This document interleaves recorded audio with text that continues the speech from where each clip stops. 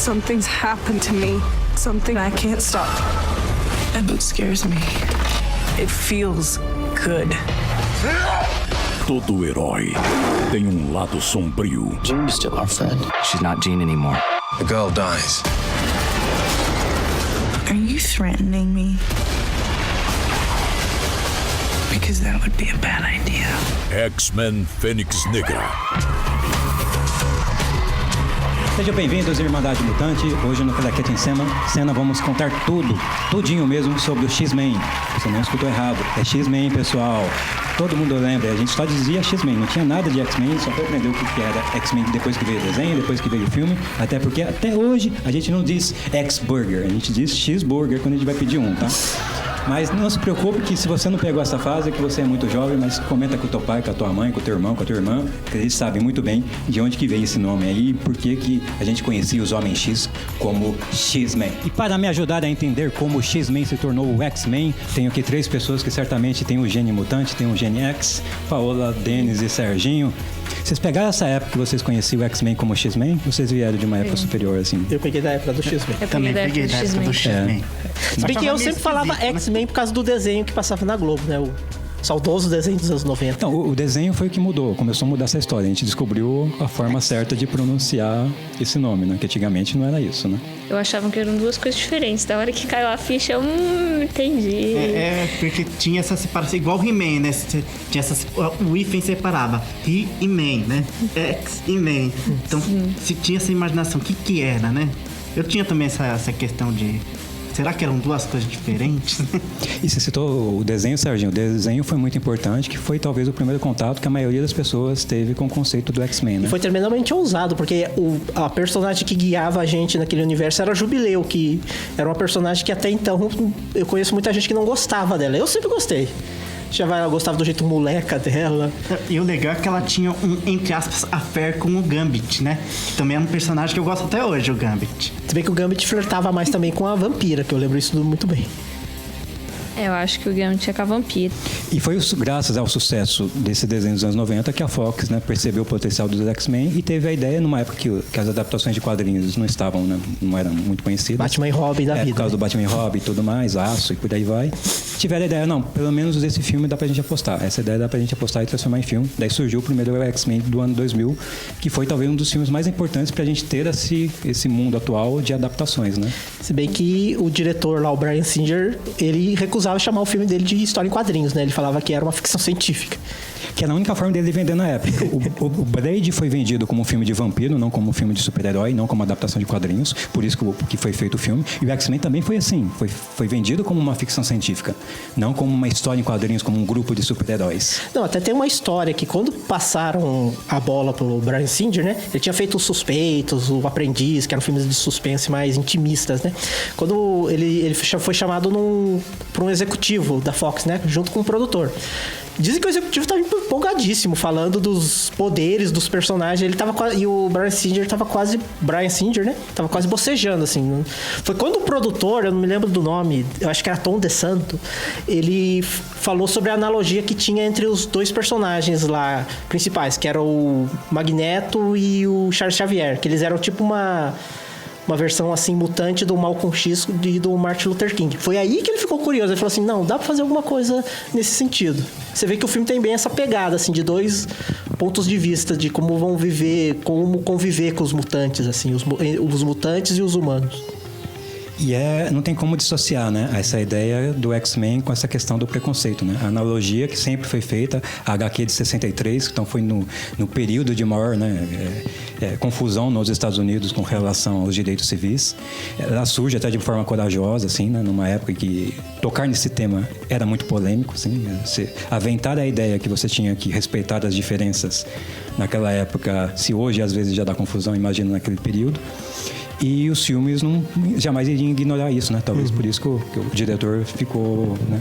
Eu acho que são filmes que, se fossem feitos hoje em dia, seriam melhores. Não que o filme seja ruim. Na época que eu assisti, eu fiquei encantada.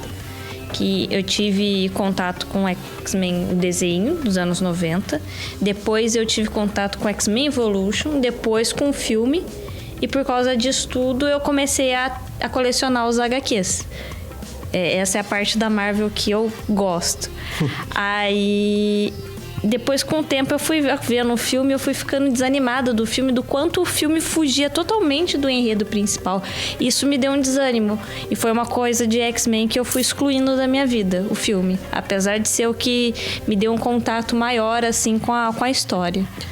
Eu acho Conversando essa diante do programa, que eu acho que esses filmes eles são melhores filmes do que adaptações de X-Men. Sim. Né? Você pode considerar como bons filmes, mas mesmo os bons filmes dos X-Men não são boas adaptações do que era o X-Men, tanto no Eu acho que o que estraga um pouco a trilogia principal é que X-Men é um filme de equipe, né? Você tem o Ciclope, que é um líder, que é um comandante, e você vê que o filme, os três são focados em Wolverine. É mais o Wolverine isso, o Wolverine aquilo, e diminui. Eu, por exemplo, eu tenho sérias críticas aos 3 filmes quanto à personagem da Vampira. Porque a Vampira é uma personagem agressiva, forte, e lá ela é uma menina birrenta que chora, que grita, e... Ela podia até ser... Eu até concordo que uma vez a gente conversou, que você falou que ela podia ser assim no começo, mas ela tinha que evoluir. Ela não evolui, ela continua sendo a mesma coisa. Isso me irritou um pouco na personagem. Mas se for fazer assim uma comparação que entre a Marvel e DC, é o jeito que deixaram a Ravena nesse Titãs novo. A evolução delas como a personagem para mostrar como elas são fortes, mas como que elas descobriram que elas têm o poder, né? É uma transição difícil, principalmente no caso da Vampira, ter que deixar de ter contato humano, machucar os parentes dela, é uma situação complicada. Então até ela descobrir que ela tem que usar uma roupa especial para ter o contato com a pessoa, que ela não pode encostar em ninguém e que aquele poder pode deixar ela louca, é um processo. É que misturaram um pouco da personagem dela com a personagem da Kitty Pryde. A Kitty Pryde, que era essa personagem adolescente, insegura, ao menos na revista. No filme meio que casou, né? A Vampira foi meio casada com essa personagem, que também existe nos filmes, mas existe, não foi aproveitado. Não... Ficou um pouco essa mistura, que era a Kitty Pryde, que era assim, a visão nossa, do espectador comum. Mas sei lá, eu acho que eu gosto tanto do desenho, eu lembro da Vampira com mais atitude, eu acho que eu por isso mesmo eu gosto mais da... E não é a única personagem que faltou mais altitude. Eu acho que a Tempestade ficou muito diminuída por causa disso. Eu acho que o Ciclope, que você citou também, ele tá muito diminuído nos filmes. Não, ele nem tem relação com a Jean Grey, que eles são namorados, pô. Eles nem parecem namorados, eles parecem 2 amiguinhos que... O filme, assim, a trilogia, os 3 primeiros filmes mostram mais os flertes da Jean Grey com o Wolverine e menos cenas deles, dos 2 juntos, que deviam ser o casal. Até no filme do Wolverine mesmo reforça esse negócio da Jean com o Wolverine, né? Que reaproveitaram a atriz. Acho que no 3º filme o que Wolverine lançou. Mortal. Segundo filme. Ela aparece como fantasminha. Ela é um fantasminha, camarada. Se bem que nesse filme ele já tem ele também tem um affair. Que também vem da revista, vem dos quadrinhos. Do quadrinho do Eu Wolverine, do Frank Miller. Isso, né? Exatamente. É o Wolverine no Japão. Que ele casa com ela, né, no quadrinho. Isso que eu gosto de quadrinho, porque às vezes tem histórias fechadas, que são histórias que você pode ler sem precisar acompanhar sagas inteiras. E curiosamente, Denis, a gente citou aqui várias vezes, né, que os filmes são centrados no Wolverine, mas o Wolverine, ele ganhou esse protagonismo muito por causa do cinema também, né? Que os X-Men surgiram sem o Wolverine, cresceram muito sem o Wolverine. O Wolverine depois se tornou um personagem super importante. Mas os filmes não, né? Os filmes bateram nele mesmo, né? E mais curioso ainda que o Hugh Jackman foi meio que caiu de paraquedas, né? Que não era nem para ser o primeiro ator, para ser o Wolverine. Era ser o Douglas Scott lá, que fez o Missão Impossível. Então ele entrou meio que nos 47 do segundo tempo, assumiu o personagem, ficou hiper famoso com o personagem ficou ainda mais famoso e se tornou hoje o protagonista dos X-Men, né? Eu gosto do Wolverine dele, eu acho que ele encarna muito bem. Eu só não gosto do excesso de Wolverine nos 3 filmes, assim. Mas é verdade. Quando ele entrou pra fazer quando ele chegou pra fazer o Wolverine, eu também desconfiava, porque realmente não era um ator assim tão famoso, mas o personagem ficou cativante. Eu achei que agora ele com essa entre aspas divisão, né? Porque ele foi o divisor de água de todos os X-Men que teve do próprio filme solo dele, porque se ele não tivesse feito o sucesso que ele fez no primeiro filme, porque esse tem a questão também, o Wolverine fez sucesso no primeiro filme. Se ele não tivesse feito, ele teria sido cortado nos outros. Tem isso também. E mesmo o Wolverine, ele não ficou exatamente igual ao da revista, né? Mesmo talvez o grande por causa da vestimenta dele. E não só vestimenta, ele, por causa do ator, ele é mais galã nos filmes do que sempre foi na revista. Ele é mais carrancudo, assim, mas... Isso por causa do ator. Não tem como você deixar o Hugh Jackman sem ser galã, porque faz parte da natureza. Se bem que no logo ele tava bem mais parecido com o Wolverine que a gente conhece do quadrinhos, assim. Mas daí numa situação muito específica, né? De envelhecido. Porque era o filme que ele queria fazer também, né? Aí é um filme de outra época, né? Aí ganhou por todo o know-how desses 20 anos com o personagem pra fazer um filme desse, né? E ele mesmo falou que o Wolverine, o primeiro, o Origins lá, ele gostaria de ter feito de novo. Melhorado. Que esse é um dos pontos baixos da série. Esse também é um problema que eu acho em toda a saga da cinesérie, é porque se você vê, tem várias formas de como o Wolverine ganhou os poderes dele, né? No Apocalipse ele aparece de uma forma, no Origins ele ganha as garras de um jeito, na trilogia lá ele ganha as garras de outro. Qual que é? Assim, não tem um nexo, assim. Olha, você não lembrou bem? Um dos grandes defeitos que a série X-Men tem no cinema é essa falta de cronologia, né? Às vezes o filme desmente o filme anterior na linha dos acontecimentos, os personagens aparecem de novo com outro ator e com outra personalidade super diferente. Isso também, em retrospecto, apesar de todo o sucesso e toda a importância que teve para o gênero de adaptações de quadrinhos, essas filmes, quando você vai assistir, né, na cronologia certinho, você percebe essas coisas. Eu acho que eles não pensaram nisso no início também, né? Quando começaram a fazer os filmes, né? Acho que eles estavam... assim, vamos ver o que vai dar. E aí, só depois que eles foram pensar em fazer uma cronologia, assim. Se você for ver, por exemplo, no Conflito Final, que é o terceiro lá, que também adapta a Fênix Negra, o Xavier morre, mas não morre, né? Ele encarna no corpo lá de um paciente lá, e depois, quando ele aparece de novo, ele tá no mesmo corpo, assim, não fala... É que tem uma cena cortada que dá a entender que o corpo seria de um meio-irmão dele que ficou em estado vegetativo, um irmão gêmeo, por isso que ele teria o mesmo visual. Mas desculpa mesmo. É uma desculpa, mas enfim. Esfarrapada, mas fazer o quê, né? Ao menos tem essa desculpa, né? Eu acho que seria interessante a Marvel pegar a história do Wolverine, que junta com o Capitão América, que o Magneto é criança, que é aquela história da guerra. Isso daria um filme muito bom. Aliás, eu acho que a parte que faltou do filme do Capitão América foi dar esse destaque da vida do Capitão durante a Segunda Guerra Mundial. Ele invadiu. Porque no filme, quando o filme chega na Segunda Guerra, ele entra um flashback e já acabou a guerra. E já vai pro final. Porque então faltou esse filme. As crianças Maximov no meio dos Vingadores, que elas seriam parte, entre aspas, do universo X-Men, por causa do Magneto. Sim. E nunca fizeram uma ligação dos Vingadores com X-Men para mostrar que é tudo o mesmo universo. E é justamente uma das histórias mais interessantes que tem.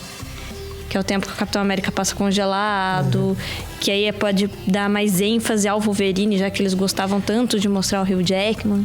E outra conexão que a gente já citou aqui antes do programa, a questão da Tempestade poder aparecer nos filmes do Pantera, porque tem a relação dos dois na revista, né? Por favor, é uma história maravilhosa. Eles estão perdendo também tempo com isso. Eu também espero que pelo menos no 2, é capaz que façam 2, 3, mas no 2 ela comece a aparecer, tem um destaque. Não sei quem poderia ser a atriz, mas que ela teria que aparecer como destaque no segundo filme do Pantera Negra e no terceiro, se caso haja, teria que aparecer. Eu tô muito curioso de saber como que a Marvel vai enganchar os X-Men nesse universo. Eu tô muito curioso no universo agora que eles agora são donos, né?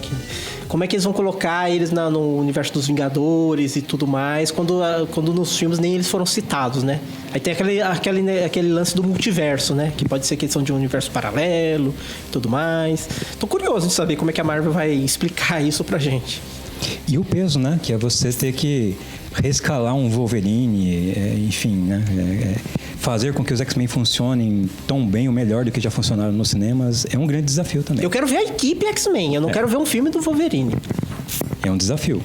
Eu acho muito boa a Sophie Turner como Jean Grey. Eu acho que também deveriam aproveitar ela, porque eu acho que ela foi melhor Jean do que a atriz anterior. Sim. Mas eu não consigo ver outra pessoa ser o Wolverine tão bom quanto o Hugh Jackman. Não consigo imaginar assim. O próprio Patrick Stewart, como professor Xavier, né, que eu lembro na época... Ele nasceu pra fazer Na época da revista Wizard, não sei quem acompanhou aqui a revista Wizard, que antes da internet a gente só lia essas coisas em revista, né?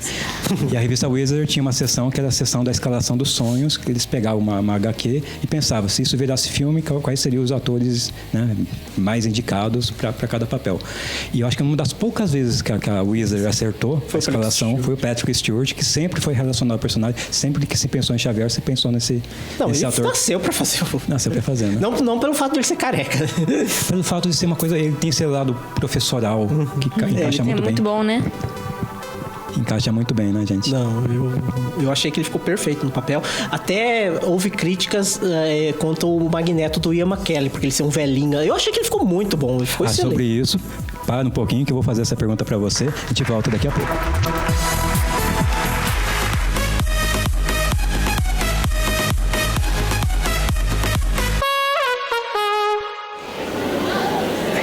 E uma das grandes atrações aqui do terceiro São José Anime Fest é a Bianca Alencar, que é atriz, é cantora, é modelo, é dançarina, e viemos aqui bater um papo com ela.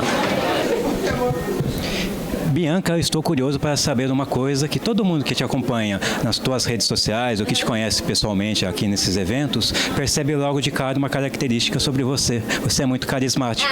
Você tem muita energia, você transmite essa energia para todo mundo. Eu queria saber de onde que vem essa energia, de onde que você traz isso. É algo que vem de você ou é algo que você bebe aí para se tornar essa figura que você é? Não. Eu tenho alegria de viver. E eu acho que a minha alegria vem de Jesus. Então, todo mundo me pergunta, nossa, da onde vem essa fonte de alegria? Eu falo, gente, já conheceu Jesus Cristo? Você vai ficar apelhada que nem eu. Isso daí, ó, você não precisa nem danificar o seu corpo pra ter alegria. Não é a primeira vez que eu te escuto, né, citar o nome de Jesus, você sempre agradece a Deus. Qual que é a importância da fé, não só no sentido pessoal, mas da tua própria profissão para você ser do que você é? Eu acho que assim, Jesus é a base de tudo pra mim. E se eu tenho alguma coisa hoje em dia, é por Ele, né, é através dele. Eu tenho muita fé, eu sonho muito alto e todas as vezes que eu ponho na mão de Deus, sempre acontece. Então tipo, é gratificante ser e gostar dele, assim. Se você quiser, entre para o nosso clube, aquelas, né, que começa mais sério. Jesus é incrível.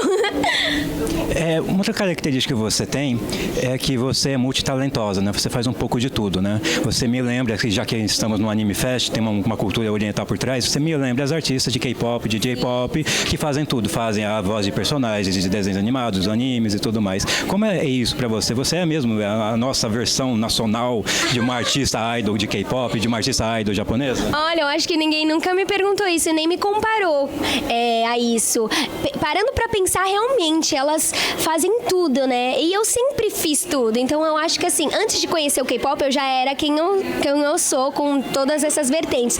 Mas conhecendo mais essa cultura asiática e coreana, eu acho que sim, eu posso por mais que eu não seja asiática, né, gente? Sou brasileira aqui. Mas, nossa, uma honra. Até porque eu amo essa cultura. Então, acho que eu fico muito honrada ouvindo isso. Aqui na sua apresentação no Anime Fest, você citou um pouco da sua trajetória. Você começou muito cedo, 4 anos de idade. E eu achei curioso que uma das perguntas dos fãs foi sobre isso, sobre as dificuldades de você ser aí uma artista mirim, né? Eu queria me aprofundar um pouquinho nisso, porque a gente sempre ouve casos de artistas mirins que se perdem no caminho, né? Vão pro caminho errado. E você continua sendo uma referência super positiva, né? Eu queria saber qual que é o segredo, né? Como você conseguiu nunca se perder nesse caminho, você nunca se desviou e continua sendo uma pessoa talentosa, bacana, positiva e por aí vai. Eu acho assim, no meu ver, eu acho que é a criação, né?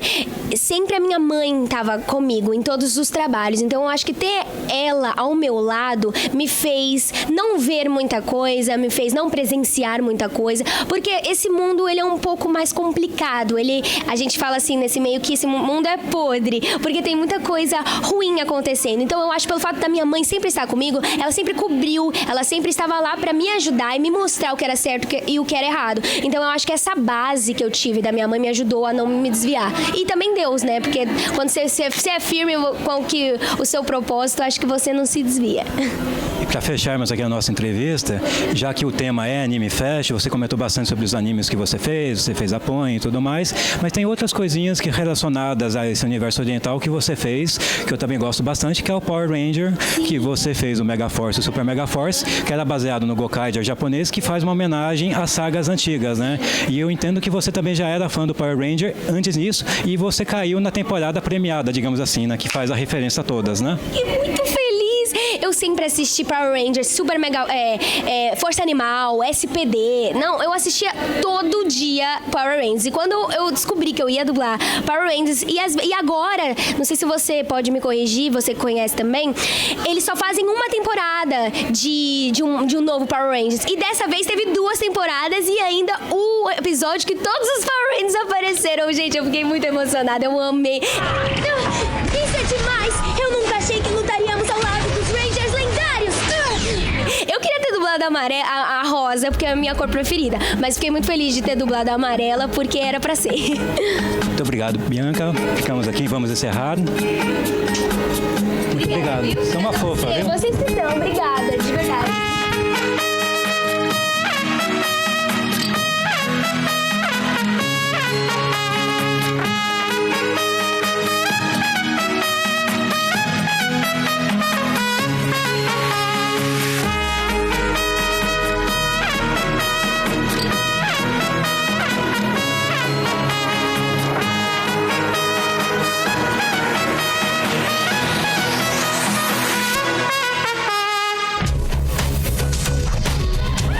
Estamos de volta, Irmandade Mutante, conversando aqui tudo sobre o filme dos X-Men, todos os séries, desenhos e por aí vai. Serginho, você acabou a última parte conversando aí sobre o Magneto.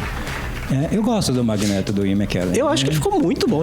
Nossa, eu acho que a escalação desses dois foi perfeita. Aliás, eu não só gosto, que eu acho interessante que ele sai do primeiro X-Men, ele vai fazer o Senhor dos Anéis e volta pra fazer o X-Men 2. Então ele ficou uns bons 5, 7, 8 anos da vida dele só interpretando Depois voltou pra terminar o Senhor dos Anéis. Depois ainda voltou, e fora que depois voltou pra ser o Hobbit. De novo. Então ele ficou muito tempo marcado com esses dois personagens, né? Bom.